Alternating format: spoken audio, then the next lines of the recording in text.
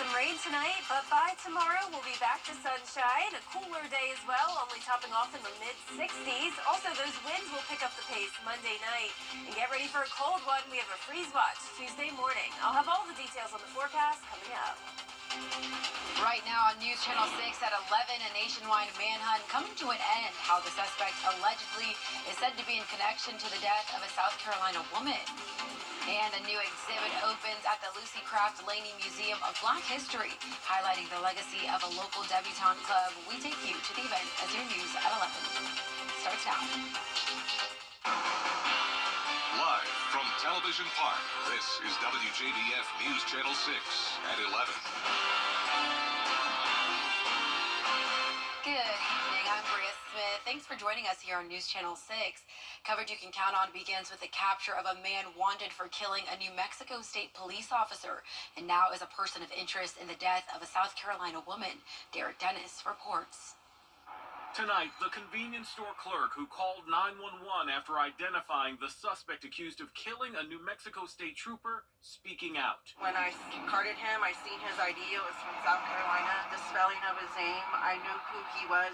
The clerk, who didn't want to appear on camera, telling ABC's Melissa Adon, Jeremy Smith came in on foot twice this morning. The first time, she says, he bought a bag of chips. An hour later, cigarettes. I knew who he was.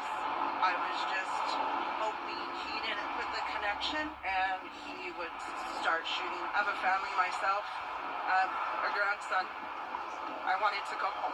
Police say afterwards, officers caught on to him. The 32-year-old seen running towards these homes where officers began shooting at him until he was taken into custody. Shots were fired. Some shots strike Smith. We don't know the amount right now or how many. Police say Smith is also a person of interest in the death of 52-year-old Phoenicia Machado Foray, a South Carolina paramedic, reported missing Thursday and found dead the following evening. Smith allegedly stole Machado Foray's white BMW and drove 1,500 miles across the country to Quake County, New Mexico, where he got a flat tire on I-40 early Friday. 35-year-old officer Justin Hare was dispatched to help, and after a short conversation about repairing a flat tire and offering him a ride to town, then police say things turned deadly. A family spokesperson says Officer Hare leaves behind his pregnant girlfriend and 2 young children. No little girl should grow up without a father. And the saddest part is the officer went to go help him change a tire. Had no idea who he was. Derek Dennis, ABC News, New York.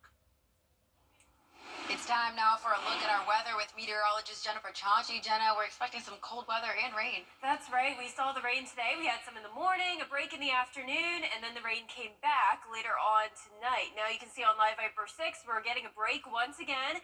We have around 1 speck left in Barnwell County. The rest of the rain moving off towards the northeast.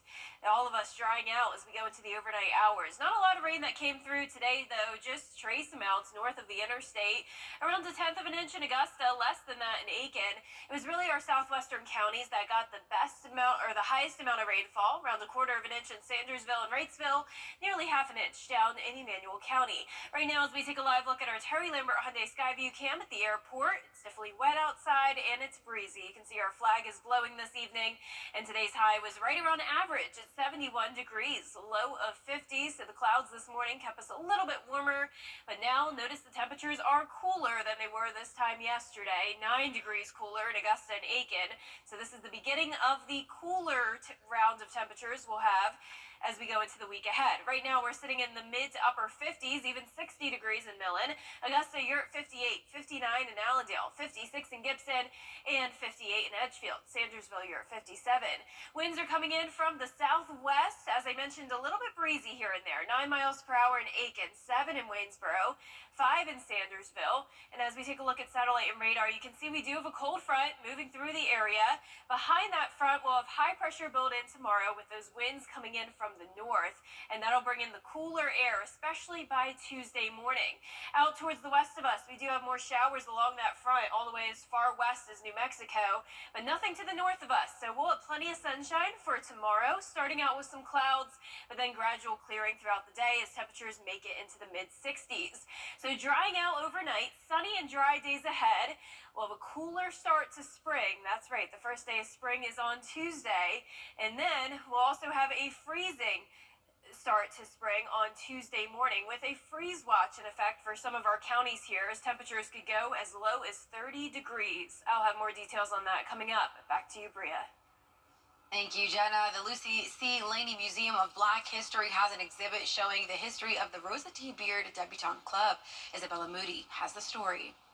The exhibit opens Sunday, and for the next month and a half, people can get an up-close and personal look at the history of this important group. The exhibition introduces you to what a debutante is, where that name even came from, where we first see it historically, and then we touch on its importance in the Black communities, and then it takes you to meeting Mrs. Rosa T. Beard, seeing live footage of her, learning about her past and how she started the club. And then it brings you all the way up to the present. Rosa T. Beard's daughter was able to see and share all her mother did for the community. It is really overwhelmingly exciting. No one, I know she didn't, nor the 6 young ladies that came to her at A.R. Johnson thought that it would last 60 years, let alone be celebrated in such a way across the Augusta CSRA area. After 6 high school girls from A.R. Johnson approached Rosa T. Beard, they were able to start the club. I want the community to celebrate along with us as they have supported the Rosa T. Beard Debutante Club all of these years.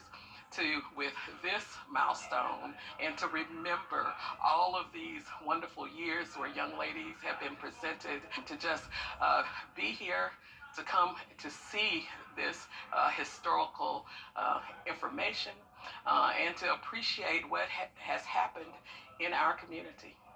On Sunday, former debutantes spoke about the club's importance and some of the lasting memories they share. One of my favorite memories in the 80s during our induction, it was a tradition that we would go to a football game and those sub-devs were being inducted into the debutante club, and then the debutantes were sort of like those who are in sororities would know that they're kind of initiating you in. In Augusta, Isabella Moody, WJBF News Channel 6. For this week's episode of Your Hometown Road Trip, the team is making its way back to Thompson. They'll be talking to kids and adults about history, and they'll be stopping into the Thompson McDuffie Museum as well. News Channel 6's Brandon Dawson sat down with Treasurer Lewis Smith about why it's important to keep history alive. I think it's important for especially the young people to find out things about what's going on in their town. We have some interesting items, early history. There were Quakers here, 1768. They came 40,000 acres from North Carolina, and they eventually, most of them left in 1807. So I think people would be interested in that. Your Hometown Road Trip team is in a different location in the CSRA each week. You can watch it Wednesday at 12:30 p.m. right here on News Channel 6. This week on Jenny, an Augusta nurse uses her own journey through breast cancer to encourage and give hope to others. She's written a book that includes not only her personal story, but 3 other important features for people going through cancer. There's a journal, a motivational daily planner and checklist, plus a guide for taking doctor's notes and keeping up with medication schedules. Coping and of going through your treatment and your healing. Yes, very important, because if you don't do something, you really get depressed. So simple things as making your bed, trying out a new recipe, meditation, just Right. little things like that will help you on that journey, because, like I said, it's very tough being Yeah. diagnosed with cancer. And these are things that can just help you, give you more hope, give you courage. Carolyn will also tell us about the unique meaning behind her pen name, Jatina Thomas. We'll hear from a few cast members of the Augusta Junior Players production of The Claw, and a dose of praise and worship, how to take in the spirit-filled 5th Annual Gospel Choir Fest, Tuesday at 12:30 on Jenny. Great information for parents on the next edition of the Means Report. Child psychiatrist Dale Peoples is our guest.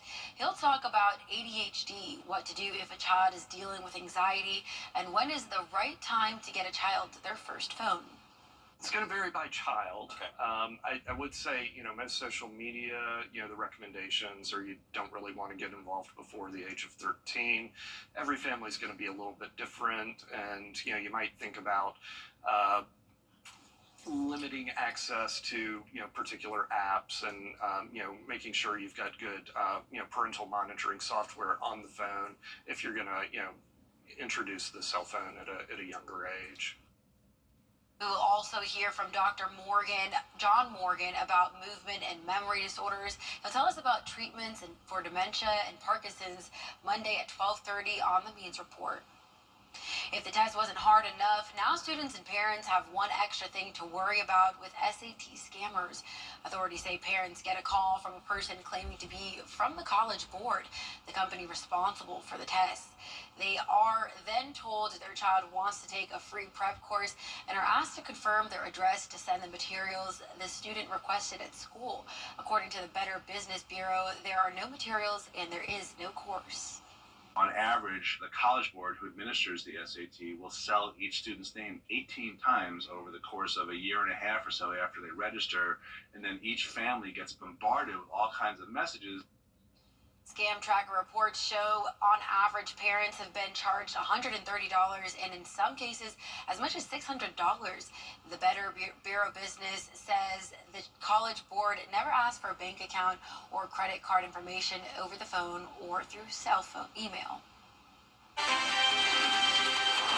It's been feeling like spring lately with temperatures in the 70s today. Just a few days ago, we were in the 80s, but now things are about to change. Winter is making a comeback, despite it being the first day of spring on Tuesday. I'll have all the details on those temperatures when we return. The HIV crisis, 4 decades later. It was really an awful time. Patients were dying. It was truly a death sentence.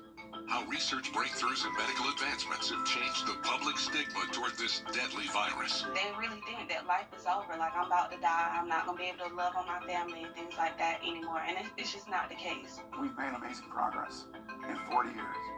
HIV and the CSRA, Tuesday at 5 on News Channel 6. Coverage you can count on. Good morning. Morning. Ready, set. Save all winter with quick and easy energy tips from Georgia Power. Simple actions, simple savings, in no time flat. Get started at georgiapower.com today. Over the years, thousands of people have gotten their hands on one. And who knows, you could be next. Win your very own Good Morning Augusta coffee mug at WJBF.com/coffee club. Sponsored by Honda Cars of Aiken. The Live Viper 6 Skyview Network, sponsored by Terry Lambert Hyundai. Now, your most accurate forecast with WJBF Live Viper 6. Good Sunday evening. Hey, happy St. Patrick's Day. We had some rain move through just a little bit ago, in and out very fast. You can see the last of the showers just moved through Aiken and Barnwell County. Now not seeing a single drop of rain across the CSRA. We will dry out as we go into the overnight hours, staying breezy. You can see our flag is blowing here on our Terry Lambert Hyundai Skyview cam at the airport. Sitting at 58 degrees, 6-mile-per-hour wind. Visibility is fine at 10 miles. And around the CSRA, anywhere from those mid-50s to low 60s. Cooler towards the west, 55 in Sparta, 57 in Sandersville. Edgefield, you're at 58, 59 in Bamberg, and 61 still in Sylvania and Millen. We have a cold front moving through. That was the reason for the rain today. Behind that front, not much going on. So we will have a dry Monday. Notice the showers extend across parts of the Gulf Coast over towards Texas.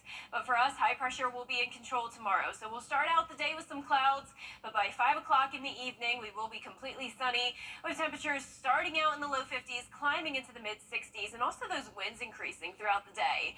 The first day of spring comes in just 2 days, and I would like to say I'd be feeling like it, but Not quite. We had the spring-like weather last week and even over the weekend, but by Tuesday morning, winter is making a comeback with low 30s in parts of the CSRA, low 40s further south, and some of us could be below freezing. We have a freeze watch in effect anywhere from Saluda County down to Jefferson and Washington. This does not include Richmond and Aiken County, but even you guys could still be as low as around 32 degrees. All the counties here in blue as low as 30. So not a hard freeze, but definitely could still cause some impacts, damage to plants. The growing season just begun. That's why that freeze watch is in effect. I'm going with a low of 32 in Augusta. Our average low temperature for the first day of spring is 45, so we'll definitely be well below that. Now, the good news is that the winds will be breezy, as I mentioned, Monday afternoon, increasing later on throughout the day on Monday. Those wind gusts up to around 25 miles per hour. And when we have breezy conditions, we don't have any frost. So you don't have to worry about frost when you're headed out the door Tuesday morning, just the cold. Our high temperatures will climb quickly as well. So 61 Tuesday afternoon, all the way up to 73 on Wednesday. And then we'll have another cool down on Friday. It'll be a cloudy and rainy day with a high of only 62. We could use that rain to help with these pollen levels. They are staying very high throughout the week, and not much rain in the forecast. We'll keep it dry all the way through Thursday, and then a 50% chance of rain on Friday. So here's our future cast, though, for the next couple of days. Starting tomorrow morning, as I mentioned, we will have some clouds. Those push out. Winds come in from the northwest. All that cooler air filtering in, and it'll be chilly for Tuesday morning. But as I mentioned, won't last for long. Weak front to our north, but no rain until Friday. Those winds are going to start to get breezy around 3 o'clock Monday afternoon. These are the sustained values, even as high as 20 miles per hour. Those gusts is up to around 25. And then by the time you're headed out the door Tuesday morning, this is around 8 a.m., those winds up to around 8 to 10 miles per hour, making it feel even colder outside. But once again, no frost at least. Our lows tonight, nowhere near freezing. We'll be around the 50-degree mark. Highs tomorrow in the low to mid-60s, well below average. And here's a look at that 10-day forecast. It'll be a cool start to the week. First day of spring is an alert day for that freeze possible. Then we warm up into the low to mid-70s throughout the middle of the week, and then our next chance of rain and cloud cover on Friday, and most of the next weekend will be dry. I will be packing two jackets for work. I walked out of my house without a jacket today, but definitely packing. Yeah, I don't blame you because it's been so warm lately. It's hard to keep up. Absolutely. Thank you, Jenna. Coming up, the latest on the settlement that will change the way we buy and sell a home. We have those details up next. It is important to have A very important event covering and memory disorders. We're going to tell you how you can attend. Also, how can we handle anxiety in our children? A child psychiatrist with important advice on the Means Report. The WJBF Live Viper 6 Skyview Network is sponsored by Terry Lambert Hyundai. Low prices, big selection, and committed to quality customer service. A monumental settlement from a realtors group scrapping the standard 6% commission. But what does it all mean for buyers and sellers? And how could it impact house prices? Alexis Christoforous has the details. Tonight, a historic settlement is changing the way we buy and sell a home, the biggest overhaul in decades.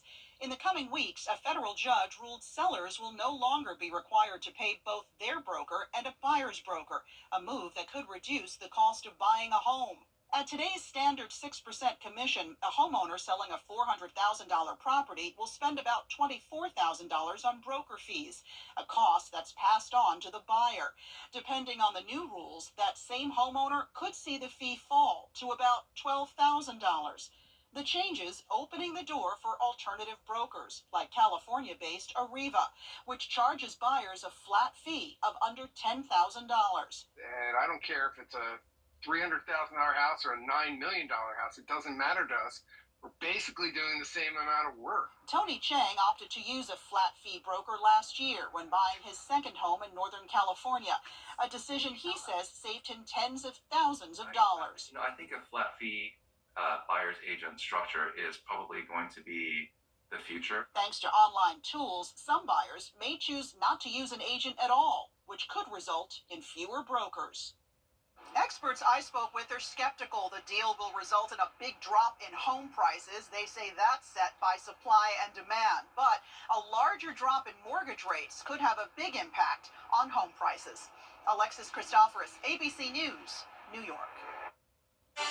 Coming up, it's time for March Madness as Clemson and South Carolina put on their dancing shoes. Sports is next.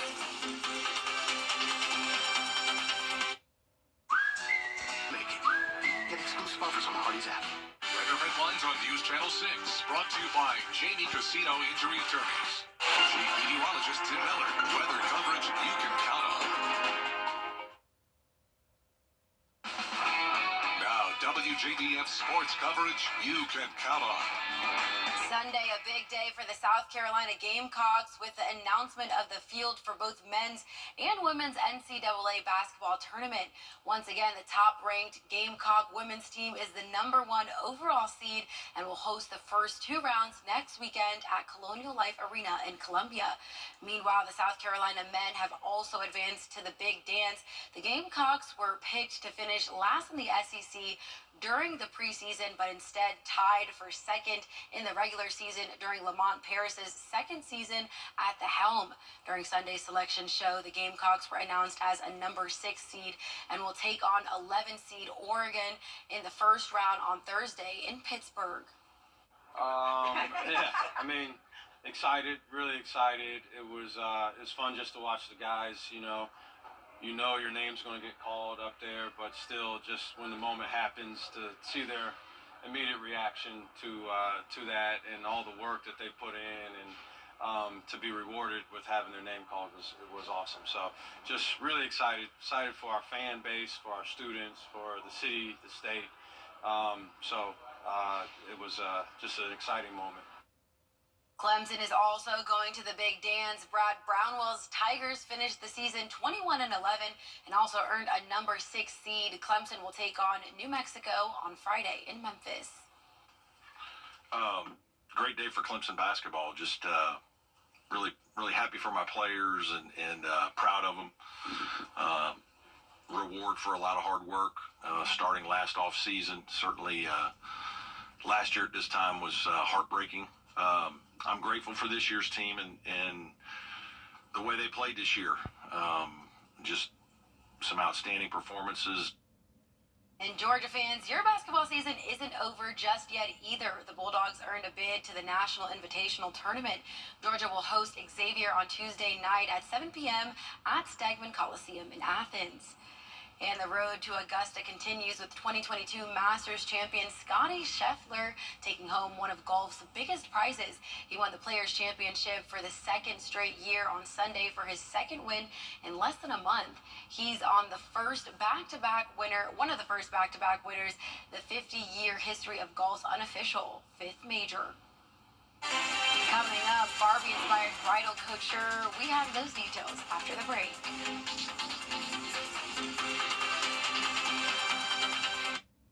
It's time, right? Home estimate. God is giving you more of what you love. Please. Oh, that was abrupt. More stars. More laughs.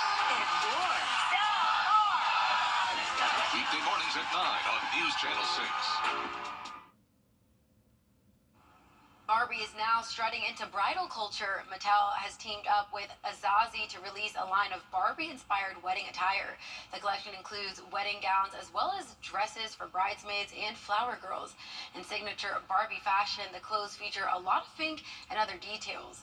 The new line is available now, and prices range from $79 to a little over $1,100, and sizes run from 0 to 30 with an option to order customs at no extra charge. Wow, they're pretty. Very pretty. Definitely something I would wear. I would always want to incorporate pink in my wedding, though, I think. Really? That's my favorite color. I can't say I'm doing blue, so I don't think I could really pick from this collection. It is interesting, though. I'm using Azazi, so I may check it out just to see if maybe they have some good blues. That's so fun. But yeah, pink is a very pretty wedding color as well. It is. Well, for our forecast this week, we are starting out with some cooler temperatures, low of 49 tonight, but then a low of 32 going into Tuesday, the first day of spring. We have a Viper 6 alert day for that potential freeze. It'll be sunny and dry, though, through Thursday, and then we'll have another chance of rain, clouds, and cooler temperatures on Friday. Most of next weekend will be dry, and then we'll get warmer again the following week in the low 70s. That's our report for now. Thanks for watching. Be sure to join our morning team for Good Morning Augusta. Have a good night.